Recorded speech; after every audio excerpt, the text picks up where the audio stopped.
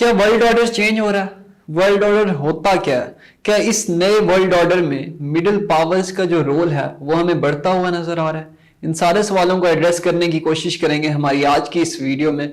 मैं हूं आपका होस्ट सनान हसन और आप देख रहे हैं मिनट मिरर।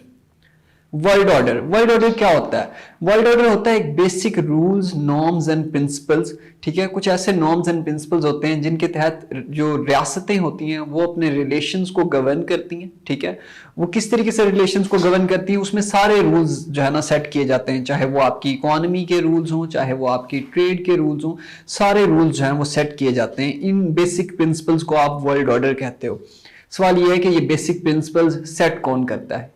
ये जो बेसिक प्रिंसिपल्स होते हैं ये सेट किए जाते हैं सुपर पावर की तरफ से। ठीक है, जो आपकी सुपर पावर रियासतें होती हैं वो इन रूल्स को सेट करती हैं, जिसको हम वर्ल्ड ऑर्डर कहते हैं। जो कंटेम्परेरी रूल बेस्ड ऑर्डर है, ठीक है, इसको जो है ना यूनिपोलर वर्ल्ड कहते थे तब तक जब तक अमेरिका इसको लीड कर रहा था। और अमेरिका ने इस यूनिपोलर वर्ल्ड की बुनियाद कब रखी थी? और ये बुनियाद रखी गई थी कोलैप्स ऑफ यूएसएसआर के बाद, यानी कि 1990s के बाद हम देखते हैं हमारे सामने एक सिंगल सुपर पावर आती है और वो हमें कुछ रूल्स देती है, यानी कि डेमोक्रेसी के, कैपिटलिज्म के, इस तरीके से हमने जो है ना ग्लोबलाइजेशन के रूल्स दिए जाते हैं।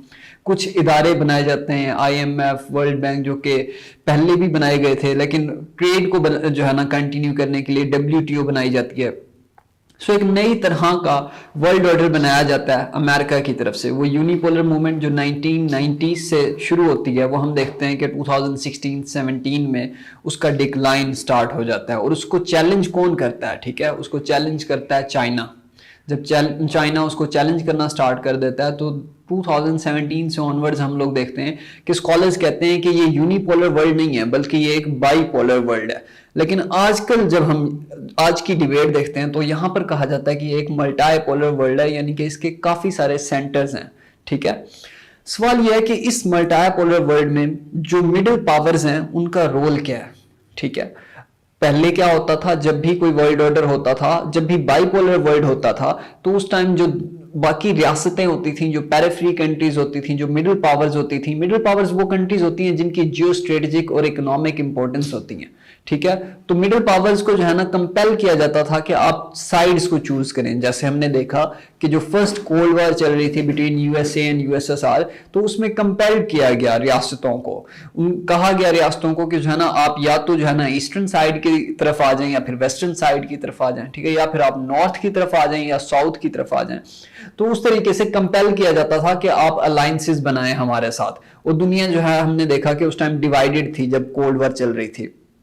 लेकिन अब दोबारा क्योंकि वर्ल्ड ऑर्डर हमें चेंज होता हुआ नजर आ रहा है, लेकिन इस वर्ल्ड ऑर्डर में जो रोल ऑफ मिडिल पावर्स है वो पहली बार हमें बढ़ता हुआ नजर आ रहा है। मिडिल पावर कंट्रीज कौन कौन सी हैं? जिनमें तुर्की हमें नजर आता है, ठीक है, और उसके अलावा इंडिया हमें नजर आता है, सऊदी अरेबिया हमें नजर आता है। ये वो रियासतें हैं जो मिडिल पावर्स हैं और ये दोनों साइड से बेनिफिट लेती हुई हमें नजर आती हैं। अगर मैं सऊदी अरेबिया की बात करूं तो एक तरफ उनके जो टाइज हैं चाइना के साथ, ठीक है, वो बड़े अच्छे हैं। हमने देखा रिसेंटली उन्होंने ईरान के साथ डील ब्रोकर की एंड ऑब्वियसली द डील जो है वाज मीडिएटेड बाय चाइना। ठीक है, चाइना ने उनके दरमियान जो एक रिपोर्चमेंट का फेज हमने देखा, उसने जो आर्क राइवल्स थे उनके दरमियान सुलह कराई। इट मींस कि चाइना का इन्फ्लुएंस उनके साथ है और सऊदी अरेबिया के रिलेशन चाइना के साथ अच्छे हैं।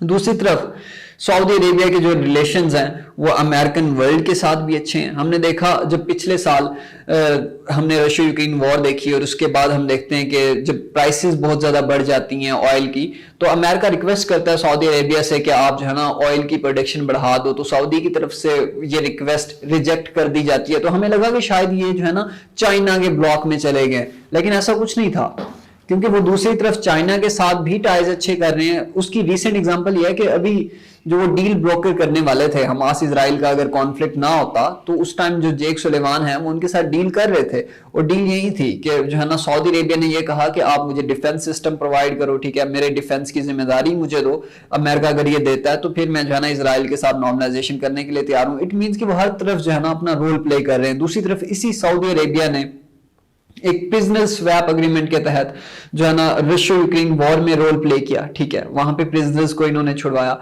तो हम देख रहे हैं कि एक मिडिल पावर है, लेकिन जो ग्लोबल पॉलिटिक्स में उसकी जो डिसीजन मेकिंग की पावर है वो बढ़ती हुई नजर आ रही है। इसी तरीके से हम अपना दूसरा केस जो है उसको डिस्कस कर लेते हैं, जो कि इंडिया का केस है। अगर मैं इंडिया की बात करूं तो इंडिया का भी रोल हमें इस वर्ल्ड ऑर्डर में बढ़ता हुआ नजर आ रहा है। एक तरफ आप इंडिया को देखते हैं कि जब रशिया यूक्रेन वॉर होती है तो वो जो है ना ऑयल की इंपोर्ट कंटिन्यू रखता है रशिया से, ठीक है, वो बिल्कुल भी अपनी ऑयल की सप्लाई सीज नहीं करता। इवन अमेरिका जो है ना सैंक्शंस तक इंट्रोड्यूस करता है अगेंस्ट रशिया, लेकिन जो इंडिया है वो कंटिन्यू रखता है। जबकि दूसरी तरफ आप लोग देखते हैं कि इंडिया एक क्लोज स्ट्रेटेजिक अलाय है, क्लोज स्ट्रेटेजिक पार्टनर है किसका, अमेरिका का, ठीक है। इसकी अगर आप एग्जांपल देखना चाहते हैं तो आप लोग देख सकते हो ऑकस, ठीक है, जो एक स्ट्रेटेजिक एग्रीमेंट है वो इंडिया ने किसके साथ साइन किया, ऑकस नहीं सॉरी क्वाड, ऑकस तो एक अलग एग्रीमेंट है, क्वाड में हमें इंडिया नजर आता है। और उसके अलावा जो इंडो पैसिफिक की पॉलिसी है अमेरिका की, उसमें जो है ना एक बड़ा ही इंपॉर्टेंट रोल प्ले करता है इंडिया, ठीक है। तो वहां से उसके साथ अमेरिका के साथ स्ट्रेटेजिक अलाय है, लेकिन रशिया के साथ भी अपने जो ट्रेड टाइज हैं, जो एनर्जी नीड्स हैं वो रशिया से पूरी कर रहा है। तो यहां से हम देख रहे हैं कि इसकी भी जो डिसीजन मेकिंग में पावर है, ठीक है, वो बढ़ती हुई नजर आ रही है। जो इसका इन्फ्लुएंस है इंटरनेशनल लेवल पे इंडिया का, वो हमें बढ़ता हुआ नजर आ रहा है। चाहे वो G20 समिट हो और दूसरी तरफ चाहे ब्रिक्स समिट हो, तो वहां पे भी इंडिया हमें नजर आता है। तुर्की की अगर आप बात करते हैं तो तुर्की एक मिडिल पावर है, लेकिन हमने देखा कि वो एक ग्रेन डील ब्रोकर करता है यूनाइटेड नेशन के साथ, उसमें जो है ना तुर्की रोल प्ले करता है। दूसरी तरफ नेटो की मेंबरशिप के लिए जब अप्लाई करता है स्वीडन, तो उस मेंबरशिप को जो है ना वो ब्लॉक कर देता है तुर्की। क्यों? अपने बेनिफिट्स के लिए वो कहता है कि पहले जो है ना यूरोपियन यूनियन में मेरी एंट्री कराओ, उसके बाद जो है ना मैं देखूंगा।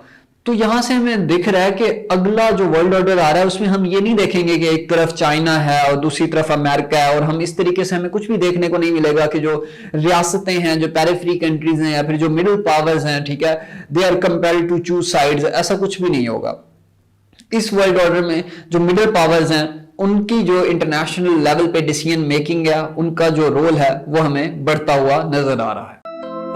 मज़ीद ऐसी वीडियोस देखने के लिए हमारे चैनल को सब्सक्राइब करें और बेल आइकन को दबाना न भूलें।